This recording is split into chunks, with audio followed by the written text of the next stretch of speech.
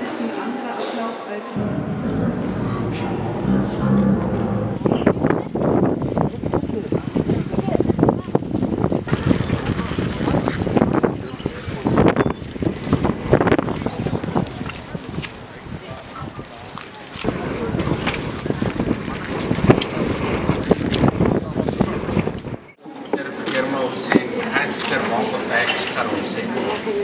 Канцлер айлчлалын өмнө ярилцаад ер нь хоёр орны найрамдын хамтын ажиллагааны бэлэгдэл болгож ийм техникийн сургууль байгуулъя гэдэг ийм санал гарсан.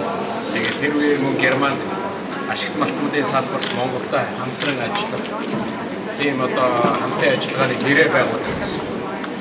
Тэгээд хамгийн гол нь манай хүмүүс гадагшаа одоо залуучууд явж сухаас гадна улс орон дотроо сурдаг бол сайн мэрэгжил, сайн технологиг Монголд авчирья.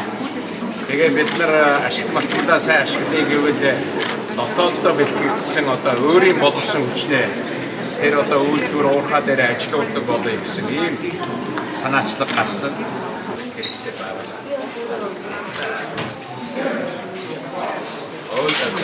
Яг сая хэлсэн чиглэлээр